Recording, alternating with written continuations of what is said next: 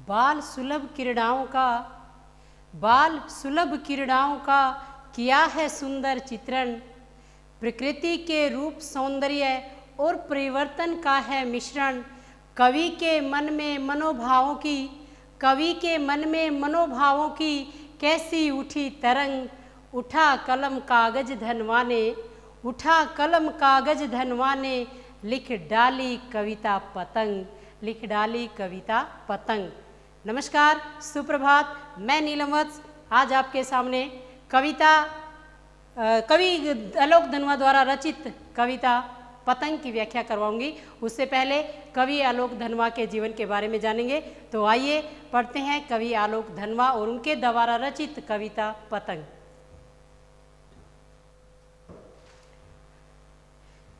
कविवर आलोक धनवा, जिनका जन्म सन 1948 में मुंगेर, जो कि बिहार में है, वहाँ पर हुआ।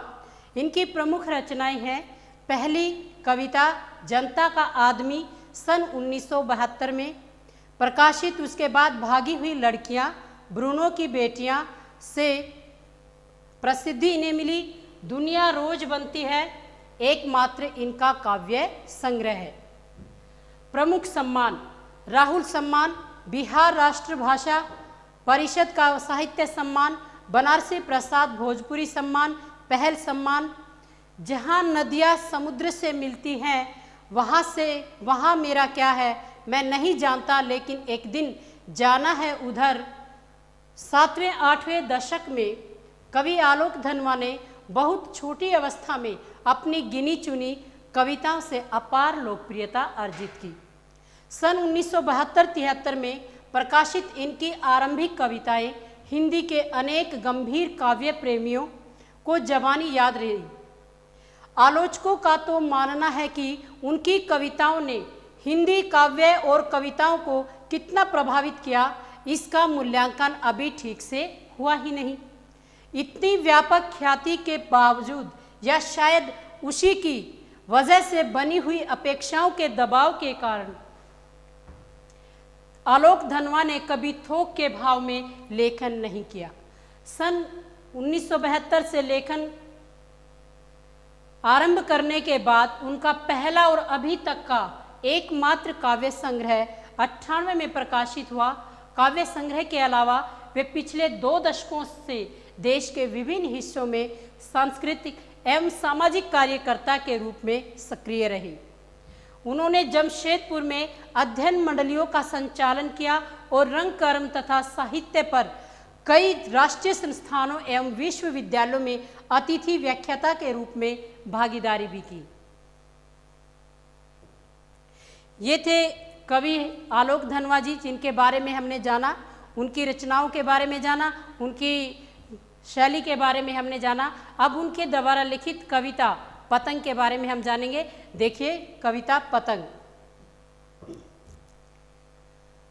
सबसे तेज बौछारे गई, भादो गया सवेरा हुआ। प्रस्तुत पंक्तियाँ हमारी हिंदी की पाठ्य पुस्तक आरोह भाग 2 में संकलित कविता पतंग से ली गई है, जो कि कविवर आलोक धनवा के द्वारा रचित है। इस कविता के अंदर, इस पद्यांश के अंदर कवि हरिवंश राय बच्चन ने जहाँ ऋतुओं के परिवर्तन के साथ साथ बच्चे की बाल सुलभ चेष्टाओं का भी बहुत सुंदर वर्णन किया है। उन्होंने बाल क्रीड़ाओं का इतना सुंदर चित्रण किया है कि इनकी कविता की जो व्याख्या हम करते हैं तो एक सजीव दृश्य हमारे सामने प्रस्तुत होता है। देखिए, सबसे तेज बौछारे गई भादो गया। कवि कहता है कि ऋतु परिवर्तन के साथ साथ कि तन मन को भिगो देने वाली बारिश की बौछारें चली गई हैं। कहने का तात्पर्य सावन का जो महीना है वो बीत गया है, भादो गया। भादो अंधेरे का प्रतीक है कि भादो मास के अंदर जो अंधेरा विद्यमान रहता है वो भी बीत गया है। सवेरा हुआ, अब सवेरा हो गया है। कैसा सवेरा? देखिए, खरगोश की आंखों जैसा लाल सवेरा, कि खरगोश की आंखों के समान लालिमा और चमक वाला सवेरा हो गया है। कवि का यह कहने का तात्पर्य है कि सावन और भादो मास बीत चुका है और अब शरद ऋतु का आगमन हो गया है। शरद की चांदनी बहुत ही सुंदर उजाले से परिपूर्ण होती है, उसका आगमन हो गया है।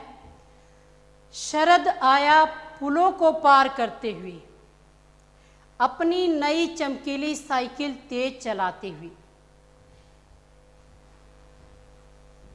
शरद आया पुलों को पार करते हुए, शरद ऋतु का आगमन हुआ है।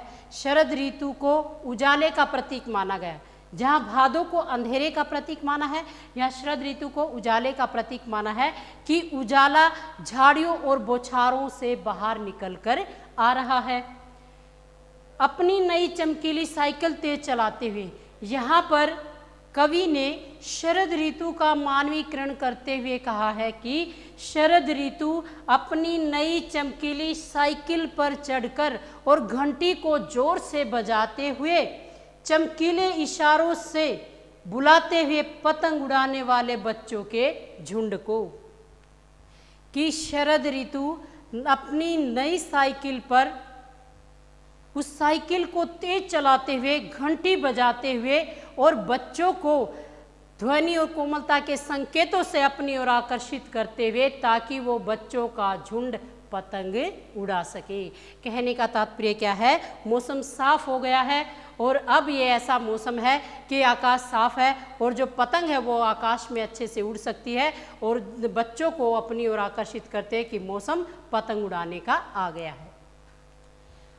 आकाश को इतना मुलायम बनाते हुए कि पतंग ऊपर उड़ सके, कि वो शरद ऋतु जो है आकाश को भी इतना मुलायम बना रखा है कि उसमें बच्चों की जो पतंग है वो आसानी से उड़ सके।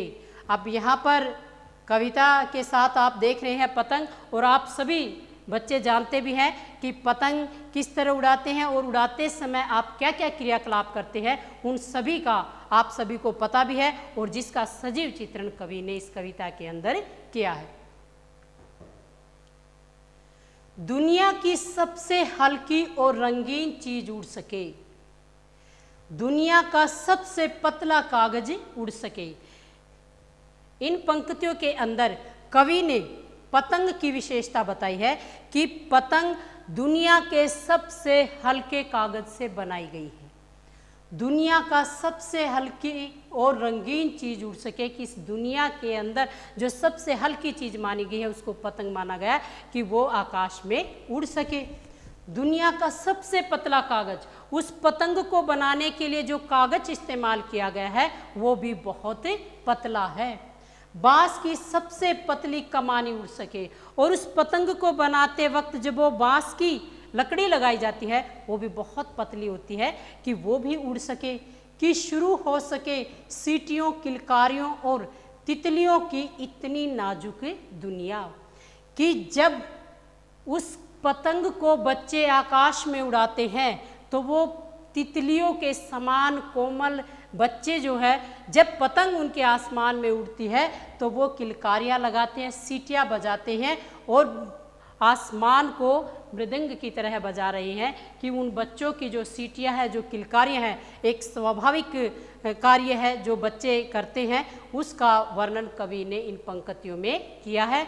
इन चारों पंक्तियों के अंदर कवि ने पतंग की विशेषता के साथ साथ बच्चों के द्वारा की जाने वाली क्रीड़ाओं का भी वर्णन किया है।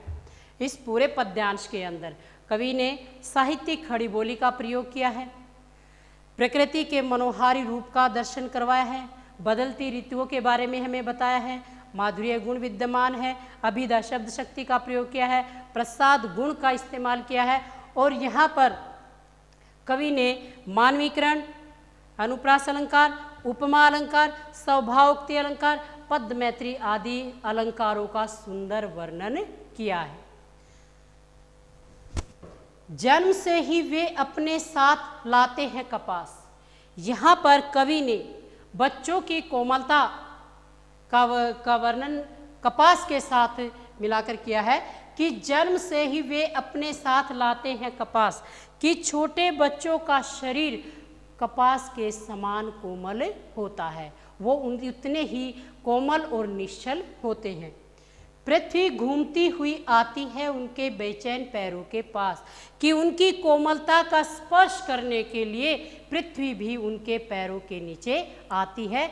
या फिर जब वो छोटे छोटे बच्चे अपने नन्हे नन्हे कदम पृथ्वी पर रखते हैं और वो दौड़ते हैं, तो ऐसा लगता है कि मानो पृथ्वी भी उनके पैरों के नीचे आ रही हो। जब वे दौड़ते हैं बेसुध, छतों को भी नरम बनाते हुए, कि जब वे बच्चे अपना होश भूलकर छतों को भी नरम बनाते हुए, कि छतों के ऊपर कंकड़ वगैरह कुछ भी हो, उन चीज़ों का भी वो ध्यान न करते हुए ऐसे कूदते हुए फिरते हैं कि जैसे किसी कोमल जगह पर घूम रहे हों।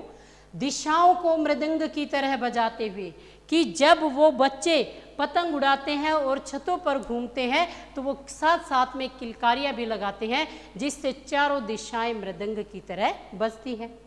जब वे पेंग भरते हुए चले आते हैं डाल की तरह लचीले वेग से, अक्सर कि उन बच्चों के अंदर इतना लचीलापन होता है जैसे पेड़ की डाल के अंदर लचीलापन होता है और वो पेड़ की डाल को पकड़कर झूला झूलते हैं, उसी तरह वे पेंग भरते हुए आते हैं।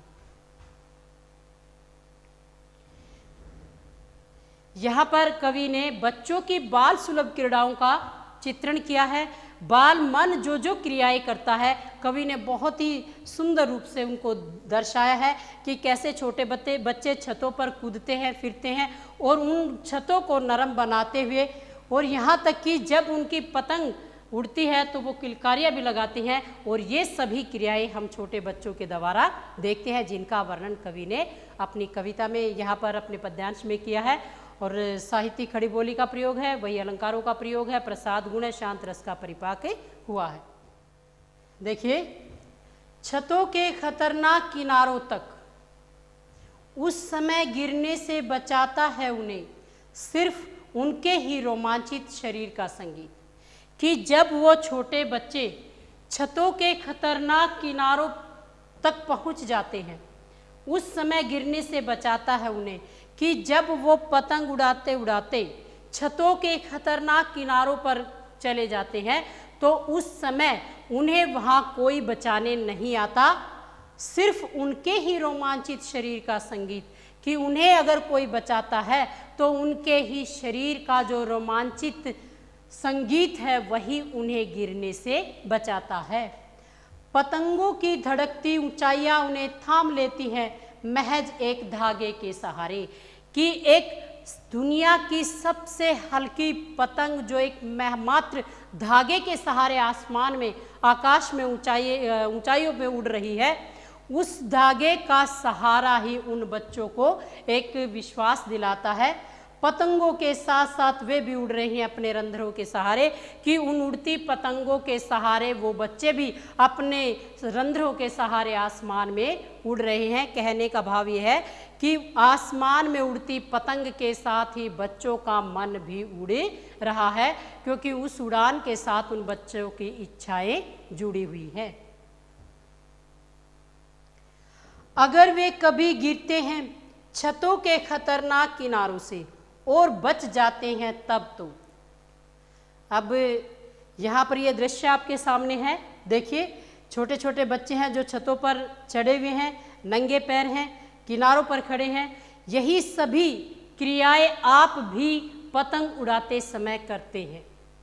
आप भी इसी तरह पतंग उड़ाते हैं, ऐसे ही किलकारियाँ मारते हैं। इन्हीं क्रियाओं को कवि ने अपने शब्दों के द्वारा लेखनी में डाला है, अपने मनोभावों को दर्शाया है, कि अगर वे कभी गिरते हैं छतों के खतरनाक किनारों से, कि पतंग उड़ाते उड़ाते अगर वो बच्चे कभी उन खतरनाक छत के किनारों से गिर जाते हैं और बच जाते हैं, जब उस छत के किनारों से वो गिर जाते हैं और बच जाते हैं, तब तो और भी निडर होकर सुनहले सूरज के सामने आते हैं, कि उसके बाद तो उनके अंदर और भी ज़्यादा साहस और निडरता भर जाती है और वो फिर से सूर्योदय उदय होते ही अपनी पतंगों को लेकर उड़ाने के लिए आ जाते हैं। पृथ्वी और भी तेज घूमती हुई आती है उनके बेचैन पैरों के पास, कि अब तो उनके बेचैन पैरों के पास पृथ्वी और भी उनके नीचे घूमती हुई पृथ्वी उनके बेचैन पैरों के पास आती है। कहने का तात्पर्य क्या है कि उन बच्चों के अंदर निडरता और साहस इतना ज़्यादा भर जाता है कि उनके कदम और भी ज़्यादा तेज चलते हैं और ऐसा प्रतीत होता है कि मानो पृथ्वी उनके बेचैन पैरों के पास आ रही है। इस पूरी कविता के अंदर कवि ने साहित्यिक खड़ी बोली का प्रयोग किया है, माधुर्य गुण विद्यमान है, प्रसाद गुण है, अभिधा शब्द शक्ति का प्रयोग किया है, मानवीकरण, अनुप्रास, उपमा, सभाउक्ति, अलंकारों का सुंदर प्रयोग किया है, तत्सम तद्भव शब्दों का भी कवि ने प्रयोग किया है। और सबसे मुख्य बात जो है इसमें कवि ने बाल सुलभ चेष्टाओं का वर्णन किया है, बाल मन की क्रीड़ाओं का वर्णन किया है, प्रकृति के रूप सौंदर्य का वर्णन किया है, प्रकृति के मनोहारी रूप का चित्रण किया है और बदलते ऋतुओं के बारे में भी कवि ने इस कविता के अंदर बताया है। उम्मीद करती हूँ आपको ये कविता अच्छे से समझ आई होगी। धन्यवाद।